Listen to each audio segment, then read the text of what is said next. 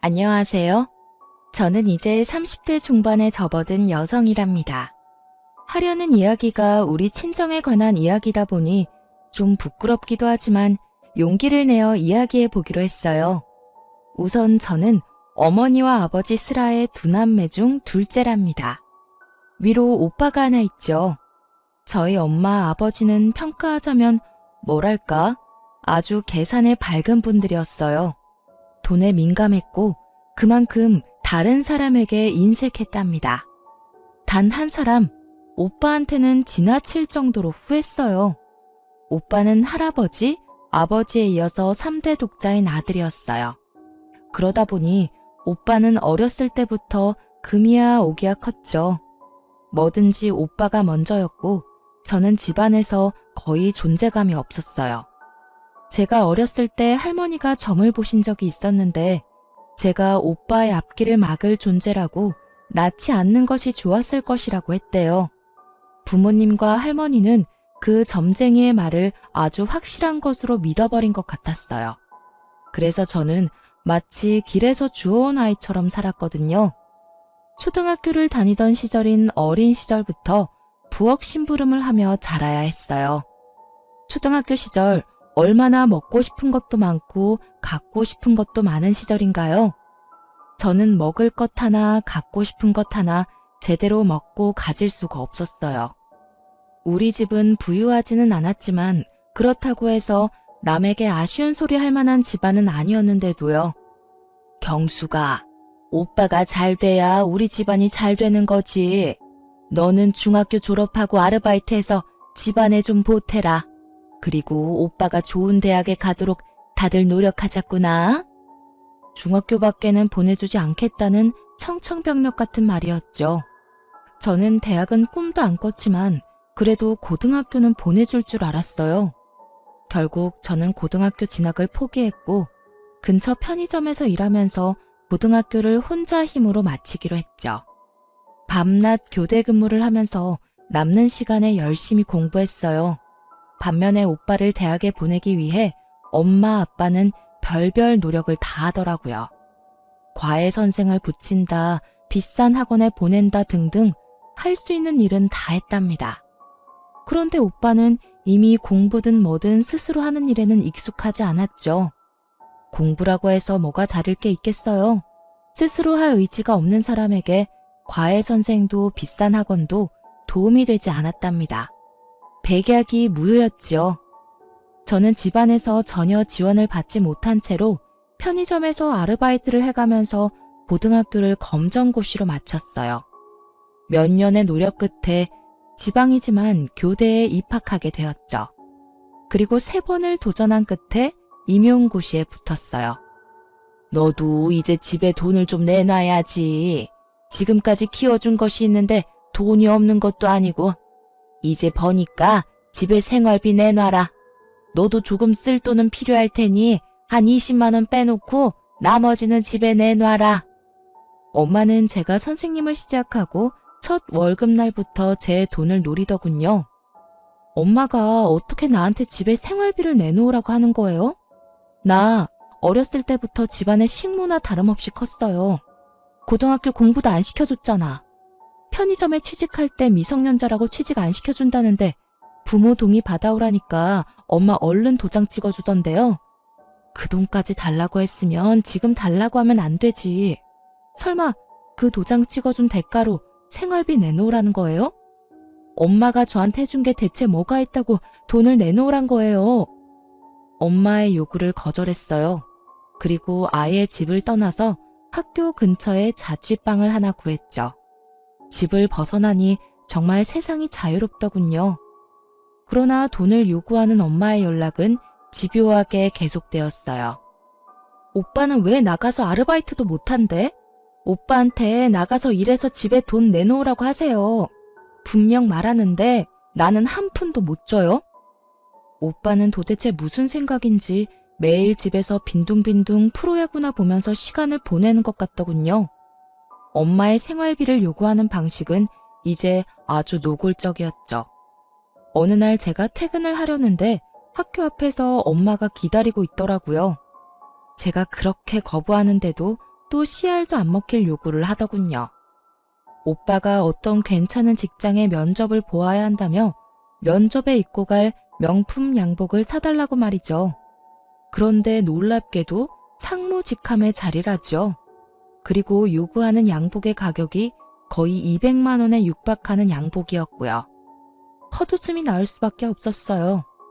절대 안 된다며 거절하긴 했지만 절대로 정상적인 회사는 아니다 싶었는데 나중에 알고 보니 어떤 술집이었어요. 술집의 술 상무 자리였죠. 하긴 술 좋아하고 담배 많이 피우고 오빠에게 딱 맞는 자리라는 생각은 들었죠. 그러던 중 퇴근 후 엄마가 웬일인지 사근사근한 목소리로 집으로 오라고 하더라고요.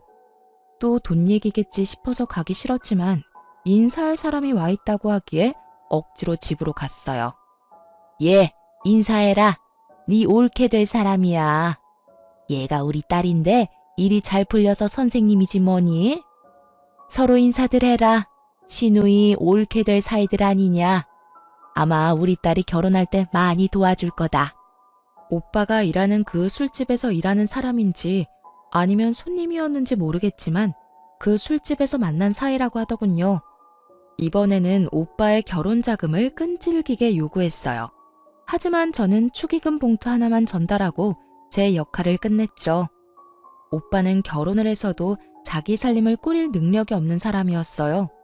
그 올케라는 사람도 도대체 밖에서 뭘 하는지 집에 붙어있지 않고 돌아다니는데 왜 두 사람 먹고 살 돈조차 벌 수 없는지 황당하더군요.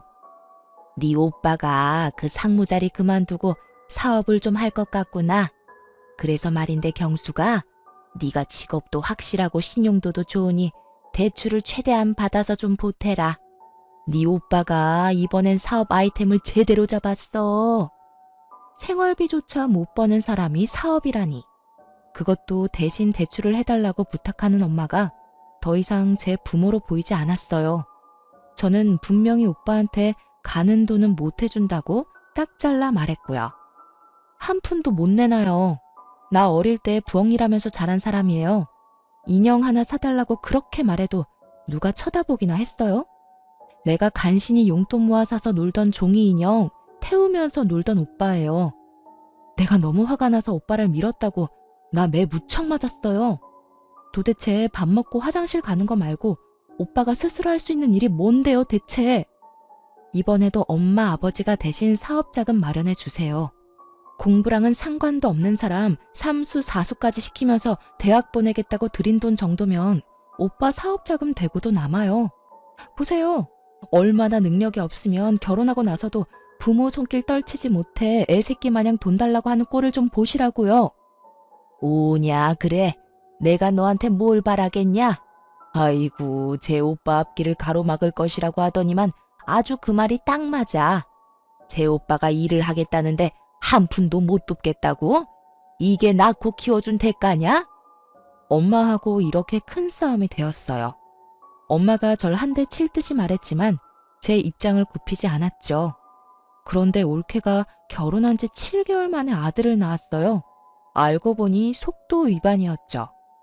그렇게 세월이 지나면서 저도 이제 결혼을 생각할 나이가 되었어요. 같은 학교 동료 교사 한 사람이 제 마음에 들었죠. 학교 안에서 이 사람의 성실성과 근면함을 인정하지 않는 사람이 없었거든요.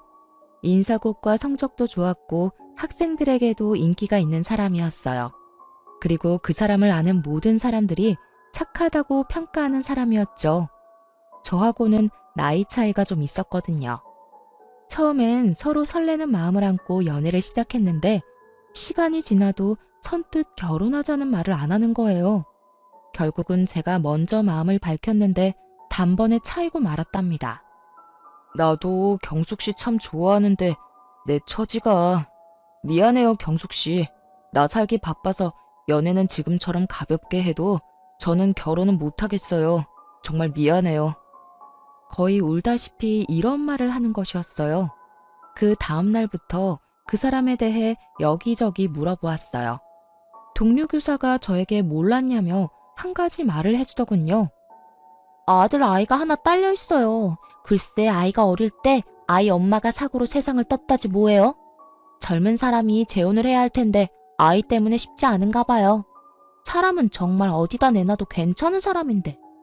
분명 저를 좋아한다는 진심은 느껴졌는데 그 사람에게 처한 환경이 그를 막고 있다고 생각했어요.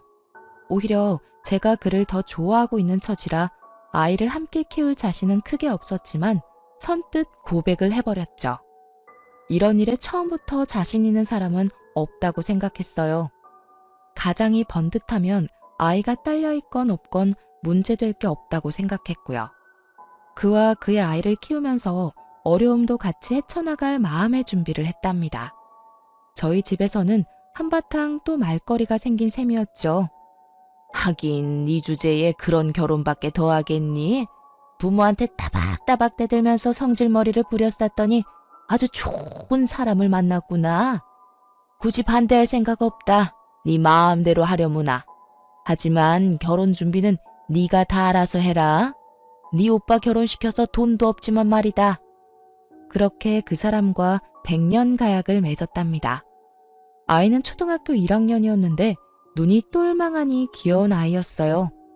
신혼여행을 갔다 와서 친정이랍시고 인사를 갔는데 하다못해 사위 대접할 음식 하나를 제대로 만들어 놓지를 않았더군요. 제가 미안해서 남편에게 얼굴을 들 수가 없을 정도였어요. 그리고 어쨌든 제가 키우게 된 아이니 집에 인사를 시켰죠. 오빠의 아들과 내 아이에 대해서 차별은 뭐 보나 마나였죠. 아이는 둘인데 과자는 한 봉지만 사와서 어린 조카만 먹이는 것이었어요. 어릴 때 오빠와 저를 차별하는 것과 똑같더군요. 자칫하면 아이에게 저 어릴 때와 같은 상처를 줄 것만 같아 조마조마했어요. 아이가 참 어리지만 제 아빠를 많이 닮아 정말 착했어요.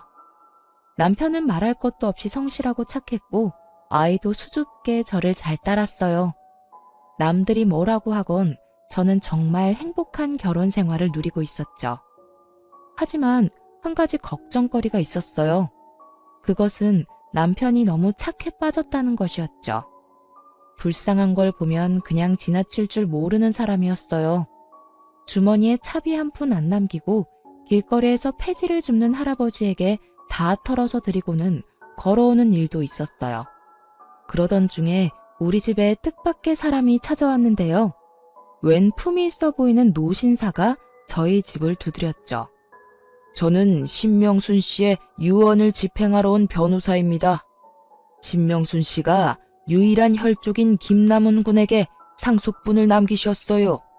무슨 상속일까 싶어서 이야기를 들어보았는데 알고 보니 상속을 해준 사람은 아이의 친외할머니라는 것이었어요. 아이의 엄마는 그 할머니의 외동딸이었고 아이 외에 다른 혈족도 없다는 것이었죠. 그래서 아이에게 유언으로 단독 상속을 받도록 했다는 것이었어요. 그런데 그 상속의 내용을 보고 저흰 정말 깜짝 놀랐답니다. 경기권의 토지에 상가에 현금에 수십억에 달하는 재산이었어요. 아이 아빠도 자신의 전 장모에게 그런 정도의 재산이 있었다는 것은 몰랐다고 하더군요. 아이 아빠는 집이 좁아서 아이가 뛰놀기에 적당하지 않고 제가 불편할 것이라며 우선 집부터 옮겼고 그러고는 다른 일에 특별히 돈을 쓰지 않더군요. 학교도 그만두지 않고 여전히 성실하게 일했고 저 역시도 계속 학교에 나갔어요. 그렇게 평상시와 다름없는 일상이 흐르고 어느 날 친정에서 전화 한 통화를 받게 되었어요. 남편과 함께 친정에 가보니 그야말로 난리가 났더군요. 아이고 내 팔자야. 같이 사업을 하겠다기에 여기저기서 빚을 얻어서 3억이나 만들어 주었더니 그걸 들고 튀어버렸어. 이 썩을 며느리년이. 아이고. 네 오빠 사업할 돈이었다. 아이고. 그걸 몽땅 가지고 날라버렸어. 내가 사람을 미리 알아보았어야 하는 건데. 엄마가 땅을 치고 울고 있었고 아버지는 창가에서 담배만 피우고 있었어요. 도대체 우리 가족들 능력으로 어떻게 3억이나 되는 돈을 마련할 수 있었는지 알 수 없는 일이었어요. 그런데 이 일의 불똥이 우리 집에까지 튀고 말았죠. 여보게 김서방, 자네 처가가 알다시피 지금 난리가 났네. 3억 원만 좀 도와주게. 자네 입장에서 3억 원은 별 큰 돈은 아니지 않나? 꼭 좀 도와주게. 예, 경수가, 네 남편한테 말 좀 해봐 어서. 제게 부탁하면 씨알도 안 먹히니 마음 약한 남편을 건들기 시작했어요. 설마 착한 제 남편이 그러겠다고 말이라도 해버릴까봐 단번에 싫다고 거절했죠. 지금 그걸 말이라고 해요? 3억이 어디서 났는지 모르겠지만 3억을 관리 못한 오빠 책임이지 왜 우리한테 빌려달라 그래요? 돈 앞에서 치사하게 굴 때는 언제고 우리 식구한테 요구할 입장이 된다고 생각해요? 오빠가 스스로 일을 해서 벌어서 써야죠. 그놈의 사업할 주제도 안 되면서 그저 남 밑에서 일하기 싫어서 그깟 사장 소리 들으려고 사업하는 거 정말 우습지도 않아요? 올케라는 사람, 그 사람도 술집에서 만났다며. 그럼 이런 일 일어날 줄 몰랐다는 게 말이 돼? 앞으로 이 지긋지긋한 집이랑 인연 끊을 테니까 돈 빌려달라는 말 다시 꺼내기만 해봐. 그리고 우리 남편한테 몰래 연락해서 돈 달라고 압박 주기만 해봐요. 그땐 진짜 가만 안 있어. 다 뒤엎어버릴 테니까. 내 말 잘 알아들어요? 제가 아주 단호하게 거절을 하니까 집요하게 조르던 부모님이 일단 물러서더군요. 저는 이렇게 친정집으로부터 더 멀어지고 있었어요. 엄마, 아버지도 그리고 그 한심한 오빠도 더 이상 보고 싶지가 않더라고요.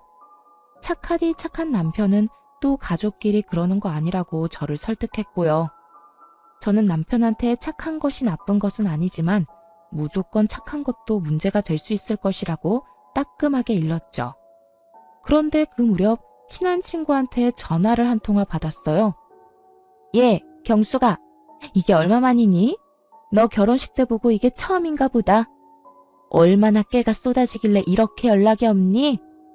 저는 그동안 직장 다니랴 아이 키우랴 정신이 없었다고 친구한테 미안하다고 사과를 했는데 뜻밖의 대답이 들려왔어요. 예, 나 말야, 네 오빠 제주도에서 봤는데 꽤 고급 호텔이었거든? 그런데 네 오빠랑 네 부모님까지 다 같이 있는 것 같더라. 너 알고 있나 싶어서 연락했어. 저는 웃으면서 친구한테 잘못 본 거 아니냐고 되물었죠. 친정 상황이 그런 비싼 곳에 드나들 상황이 아니라고 말이에요. 그랬더니 친구가 두 눈으로 똑똑히 보았다며 셋이 지금 어디에 머물고 있는지 꼭 확인해 보라며 당부하더군요. 전화를 끊고 곰곰이 생각하다가 결국 친정집으로 가보았죠.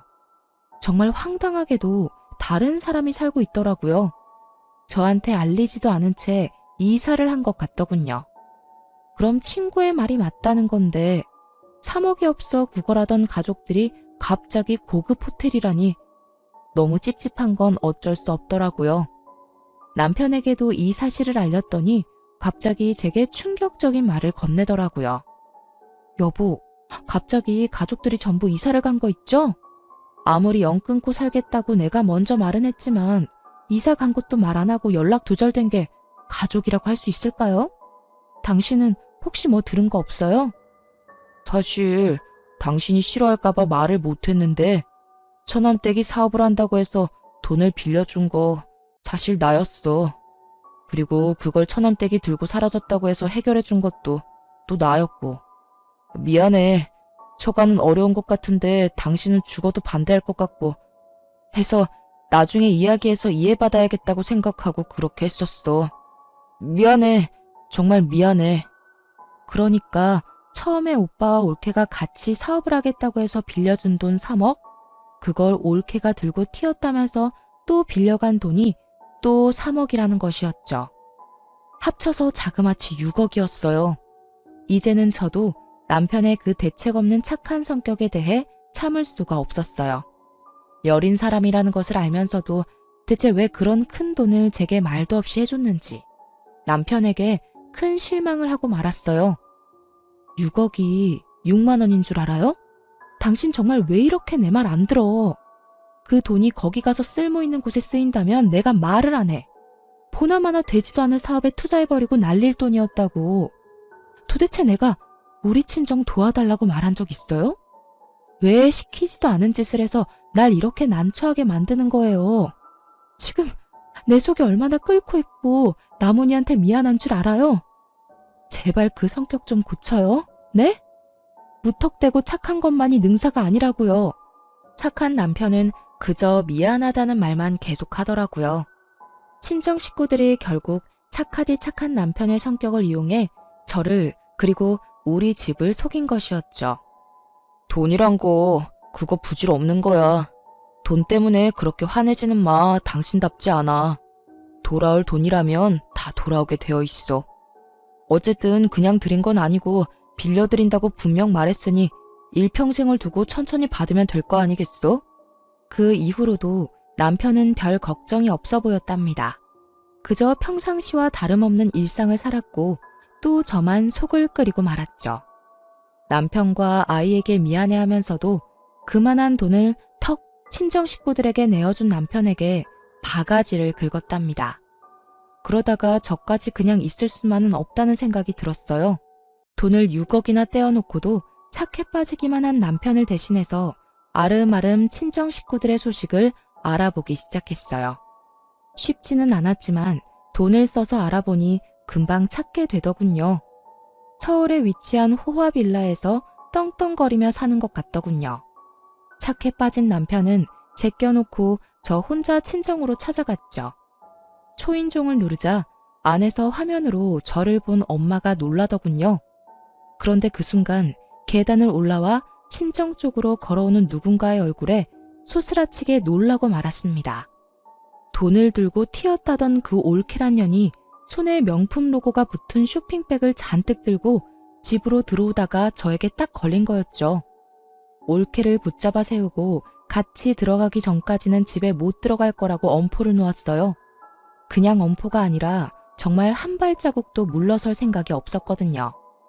올케는 집으로 들여야 했으니 결국은 엄마가 문을 열었죠. 아버지와 오빠가 저를 보고 귀신을 본 듯 놀라더군요. 집에 와서 남편에게 친정 식구들의 소재지를 알아냈다고 이야기해 주었어요. 남편이 알 수 없는 미소를 띠더군요. 여보가 직접 알아낼 줄은 몰랐네. 그 돈 빌려드리면서 계속 사람 붙여서 당신 친정 식구들 움직이는 거 관찰하고 있었어. 당신이 괜한 고생을 했네. 저는 남편의 이런 말에 의아할 수밖에 없었답니다. 그러면서 남편이 제 앞으로 서류 봉투를 하나 내미는 것이었죠. 서류를 살펴보니 차용증이더라고요. 3억 원짜리 차용증 2장이었어요. 모두 공증까지 된 법적으로 완벽한 효력을 발휘할 증서라고 적혀 있었죠. 거기다가 아버지와 엄마, 오빠와 올케가 연대 채무자로 설정해 놓았더라고요. 나는 당신 친정 식구들이 당연히 이 돈을 떼어먹을 것이라고 생각했었어. 얼마 안 지나서 연락도 없이 이사하셨다는 것도 알았고 다 알고도 당신한테 말을 안 한 건 당신 신경 쓰이지 않게 내가 알아서 다 해결하려고 했었고 그러니까 너무 화내지 말고. 내가 어떻게 화를 내겠어요. 어떻게 그런 생각까지 할 수 있었어요?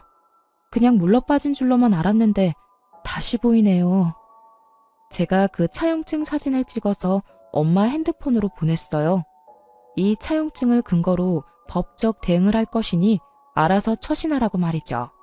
엄마가 다음날 우리 집으로 찾아와선 허리를 굽히며 말하더라고요. 아유, 차용증까지 썼는데 우리가 설마 돈 떼어먹겠니? 그 돈 갚을 생각이었다. 그러니 사위한테도 걱정 말라고 해라. 그리고 무슨 부모 자식 간의 법적인 대응이냐? 그런 말 말고도 우리 이제 왕래하며 지내자꾸나. 그렇게 친정엄마가 위선적인 살가운 인사까지 하고 집으로 돌아갔죠. 한동안 아무 연락이 없었고 저도 계속 친정 식구들을 관찰하고 있었어요. 그러던 어느 날, 그날 제가 몸이 많이 아팠어요. 몸살로 며칠을 고생 중이었는데 정말 칠판에 글씨 쓸 힘도 없어서 어쩔 수 없이 교감 선생님께 대체 수업을 부탁하고 조퇴를 신청했어요. 그런데 집으로 들어가 보니 어떻게 들어왔는지 올케와 엄마가 저희 집에 들어와 있더군요. 당황한 건 서로 마찬가지였어요. 네가 왜 벌써? 아직 올 시간이 아닌데. 아니, 난 몸이 아파서 조퇴했는데 지금 우리 집에서 뭘 하는 거예요? 도대체 어떻게 들어왔어요? 왜 남의 허락도 안 받고 들어와요? 그런데 당황하던 엄마와 올케가 득이양양한 미소를 짓고 말했어요. 다 들어오는 방법이 있지. 그나저나 네가 그렇게 내세우던 차용증이 이제 우리 손에 있구나. 저는 순간적으로 차용증이 있었던 서재로 향했답니다. 남편의 책상 서랍 잠금 장치가 부서져 있었고 그 안에 있던 차용증이 둘 다 사라져 있었죠. 차용증을 손에 넣은 올케와 엄마는 아주 의기양양하게 집에서 나가더군요. 도어락 비밀번호를 어떻게 알았을까 싶었어요. 올케와 엄마가 그렇게 돌아가고 퇴근한 남편에게 말했어요. 차용증을 훔쳐갔다고 말이에요. 남편이 서재를 보더니 한숨을 쉬더군요. 걱정하지 마. 내가 다 알아서 할 테니까. 아무래도 일을 좀 더 빨리 진행시켜야겠네. 그러더니 어딘가에 전화를 걸어서 질문을 몇 가지 하더니 설명을 들은 남편은 고개를 끄덕이며 겉옷을 챙기기 시작했어요. 잠시 나갔다 오겠다던 남편은 어떤 신사분하고 같이 들어오더니 제게 얼른 친정으로 가자고 말하더군요. 영문도 모른 채 일단 남편을 따라 나섰죠. 친정으로 가자 의외로 쉽게 문을 열어주더군요. 아마도 차용증이 자신들의 손에 있다는 자신감 때문이었을 거예요. 가보니 네 식구 모두 있었어요. 장모님, 그리고 처남댁, 저희 집에 무단으로 침입하셨네요. 어떻게 문을 열었을지는 저도 다 압니다. 당신들 뒤에 붙여놓은 사람들이 전부 낱낱이 말해줬거든요. 도어락 기술자한테 연락해 경숙씨 주민번호까지 도용해선 문 좀 열어달라고 부탁했다지요. 3배가 넘는 돈을 지불하면서요. 이거 명백히 주거 침입입니다. 제가 그것도 모르고 있을 줄 알았나요? 그리고는 남편이 핸드폰을 열어 파일을 찾더니 오디오 파일 하나를 들려주는 것이었어요. 아이고 내 팔자야. 같이 사업을 하겠다기에 여기저기서 빚을 얻어서 3억이나 만들어 주었더니 그걸 들고 튀어버렸어. 이 썩을 며느리년이. 아이고. 엄마의 이 거짓 하소연이 그대로 녹음되어 있는 것이었어요. 오빠의 목소리도 또렷하게 녹음되어 있더군요. 올케와 사업을 하겠다고 하면서 3억 원을 빌려달라면서 언제까지 갚겠다며 약속하던 말이었어요. 너무 큰 돈을 요구하시기에 제가 할 수 없이 녹음을 좀 했습니다. 첫 번째 채무에 대해서는 당연히 갚을 날짜가 지났으니 채무 불이행 소송을 진행할 생각입니다. 그리고 두 번째 채무에 대해서도 도주한 사실이 없는 처남댁이 도주했다고 하면서 또 저를 속이셔서 돈을 빌려가셨으니 당연히 사기죄로 법의 심판을 받게 할 것이고요. 그리고 그 신사분이 봉투를 열어 서류들을 꺼내 보이는 것이었어요. 집에 있던 차용증을 자세히 안 보신 모양입니다. 그것들은 모두 사본이에요. 정보는 공증을 마쳐서 제게 보관을 시키셨죠. 저는 이분의 변호사입니다. 엄마와 올케 얼굴이 새파랗게 질리는 것을 볼 수 있었죠. 에이, 자네가 설마 그걸 가지고 우리를 어떻게 하려고? 자네 착한 사람 아닌가?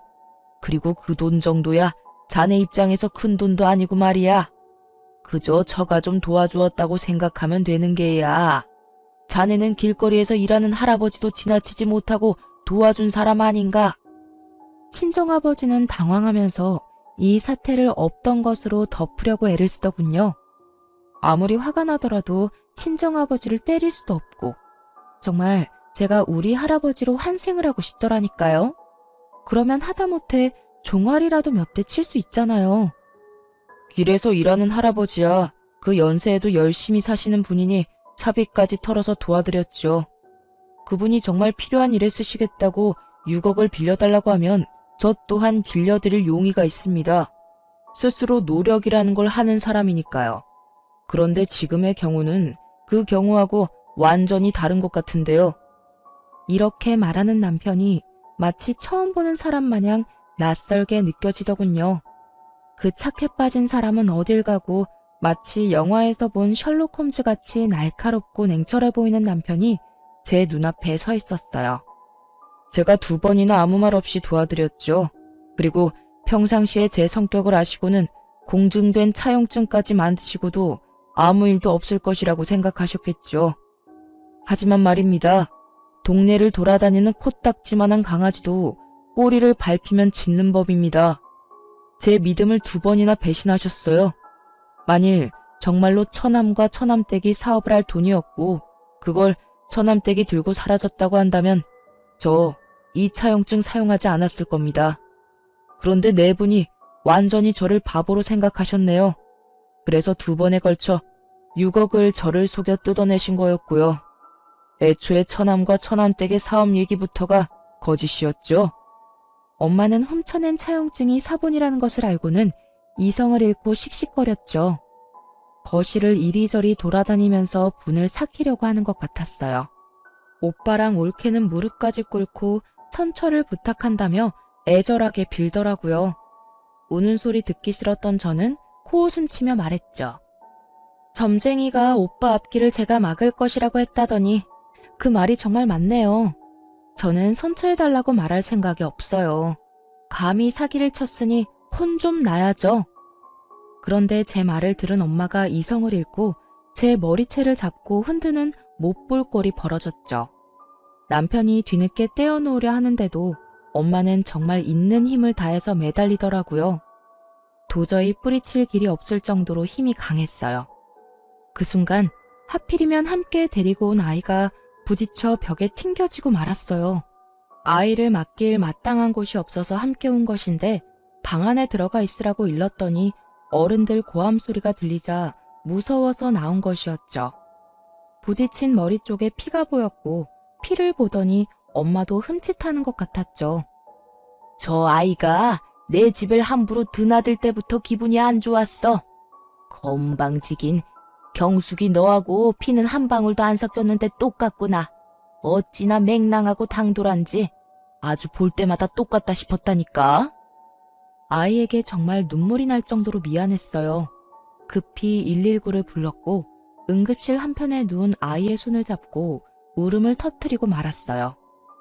나문아, 엄마가 미안해. 정말 미안해. 우리 나문이 잠깐만 병원에 있으면 집에 갈 수 있다고 의사 선생님들이 그러셨어. 갑갑해도 잠깐만 누워있자. 응? 다행히 뇌나 머리뼈에는 이상이 없다고 하더군요. 하지만 봉합수술을 했어요. 상처가 깊었고 꽤 많이 꿰맸다고 의사가 말하더군요. 저는 아이의 침대 곁 의자에 앉아 아이의 손을 꼭 붙잡고 계속 서러운 울음을 울었답니다. 그런데 남편이 이제야말로 화가 제대로 난 것 같았어요. 남편이 말하더군요. 다른 건 다 참아도 내 가족에게 함부로 하는 것은 못 참겠다고요. 당연히 민 형사상의 책임을 모두 묻겠다고 했죠. 남편은 우선 우리 집에 허락 없이 도어락 기술자를 속여서 들어온 일에 대해서 주거 침입으로 엄마 올케를 경찰에 고소했어요. 그리고 채무에 대한 연대 책임을 지고도 상환을 하지 않는 가족 모두를 가장 형벌이 센 사기죄로 고소했죠. 아버지가 그제야 당황하기 시작하는 것 같았어요. 3억 원은 가지고 있는 땅 팔아서 먼저 갚으마. 그러니 네 엄마부터 합의해주면 안 되겠니? 자식이 어떻게 부모를 범죄자로 만들 수 있겠어? 너 그러면 안 된다. 어떻게 머리채 한번 잡았다고 고소한다는 게 말이 되니? 착한 사람이 화가 나면 더 무섭다는 말이 있죠. 남편이 딱 그랬답니다. 2번이나 자신에게 사기친 것에 더해 우리 집에 무단으로 침입했고 그것도 모자라 다른 가족들이 보는 앞에서 잘못도 없는 제 머리채를 잡은 일에 화가 많이 났더군요. 물론 아이의 사고에도 화를 내고 있었고요. 이렇게 형사상 고소에 이어서 이제 민사상으로 돈을 돌려받기 위해 만들어둔 완벽한 서류를 가지고 차분히 소송을 진행했답니다. 재산을 은닉할 것을 우려해 변호사의 도움을 받아서 친정 식구들의 명의로 되어 있는 자산에 대한 가압류부터 신청하더군요. 당신 식구들이 나를 어지간히도 얕잡아 보았나 봐. 그렇게 6억씩이나 나를 속여서 뜯어내놓고도 재산 한 푼 남의 명의로 돌려놓질 않았더군. 내가 알아봤자 아무 짓도 못할 것이라고 생각했었던 모양이더라고. 아마 재산을 다른 사람 명의로 돌려놓았다면 평생 하는 일에 대한 급여에도 압류를 넣어 일생 동안 받을 생각도 있었지. 저는 이제야 가슴을 쓸어내릴 수 있었답니다. 도와줄 때는 진심으로 도와주었지만 친정에서 제가 결혼 전까지 겪은 서러운 일들을 모두 들은 남편이 미리 완벽한 서류를 만들어 둔 것이었죠. 그렇게 해놓고도 친정 식구들은 저와 남편을 철저히 무시했던 모양이더군요. 포화빌라를 엄청난 보증금을 내면서까지 월세로 살았고 남는 돈으로 여기저기 여행을 다니면서 생활을 했던 것 같았어요. 그리고 경찰이 증거물로 압수한 오빠와 아버지의 핸드폰에서 이런 경악할 문자까지 보게 되었는데요. 아버지, 매제가 아주 물컹이인데 말이에요. 이번엔 어떤 이유를 대고 돈을 달라고 할까요? 엄마 아버지가 빚에 쪼달리고 있다고 하니까 3억 원을 선뜻 내놓았잖아요. 이번엔 아주 아버지가 불치병에 시달리고 있다고 할까요? 그래, 그것도 좋은 생각이구나. 그것도 아주 돈 많이 드는 고해감에 걸렸다고 해봐. 그러면 아마 그 물컹이가 지갑을 또 열 거다. 빌려간, 아니 사기친 돈으로 호화 생활을 하며 떵떵거리던 친정은 이제 폭망할 처지에 놓이고 말았어요. 그런 친정 부모와 오빠에게 제가 한마디 해주었어요. 나더러 애딸린 신랑 만났냐고 비웃더니 도대체 사람 보는 눈이 있는 거예요, 없는 거예요? 올케 절대로 좋은 엄마나 며느리 될 사람 아니었어요. 그것도 못 알아보고 착한 사위는 이용하고 도대체 어떻게 사람들이 이래요? 스스로 살아갈 생각은 전혀 없고 기재라도 걸려서 다행이지. 아무 죄 없는 남편이랑 제가 피눈물 흘리는 건 안중에도 없죠. 모든 법적인 절차를 다 동원해서 당한 값은 모두 되돌려 줄 테니까 알아서들 하세요. 집안 사정이 이렇게 되자 올케네는 매일 밤 부부싸움이 일어난다고 해요. 얼마나 크게 싸우는지 옆집 할머니가 신고를 다 했더라고요. 정말로 올케가 집을 나가겠다고 선전포고를 했는지 부모님도 한 번 더 찾아와 제게 싹싹 빌더군요. 그런데 정말 친정 식구들 구제불능이었어요. 다른 사건 하나가 또 저를 웃게 만들었답니다. 친정 일이라면 이제 아주 서러운 일이라도 눈물보다 웃음이 먼저 나오더군요. 올케와 오빠가 물건을 집어던지며 싸우다가 조카 아이가 다쳤다더군요. 그런데 아이가 다치자 병원으로 데려갔고 그 과정에서 아이의 혈액형을 알게 되었는데 B형이라고 나왔대요. 오빠와 올케는 혈액형이 모두 O형이라고 했어요. 결국 조카가 오빠의 친자식이 아니었다는 것이었죠. 오빠가 올케에게 아이를 데리고 나가라고 또 한바탕 전쟁이 났다죠. 엄마와 아버지가 올케를 내쫓았다더군요. 올케에 대한 주거 침입권은 여전히 조사 중이었는데 뜻밖의 사실을 알게 되었는데요. 올케가 먼저 만나던 남자가 있었는데 결혼은 하지 않고 동거를 했었나 봐요. 아마 아이의 친부되는 남자였겠죠. 올케가 그 남자에게서 돈을 빌렸는데도 갚지 않자 이 남자가 고소를 했고 사기죄로 유죄 판결을 받은 전력이 있다고 했어요. 이런 사실이 드러나자 올케는 도주의 위험이 있다고 경찰이 여겼는지 구속수사로 전환시켜 착실히 조사받고 있는 중이고요. 그 여자 처음 본 순간 어떤 사람인지 제가 딱 알아보았죠. 시집에 인사하러 온 여자가 짧은 치마에 화장은 또 어찌나 진한지 화장 두께가 1cm는 될 것 같았거든요. 오빠나 올케나 독인 객인이라고 생각했었죠. 우리 아이의 상처는 빠르게 아물고 있었지만 제 친정에 대한 마음은 식구들 앞에서 제 머리채를 잡던 그 순간에 아주 완전히 닫혀버렸죠.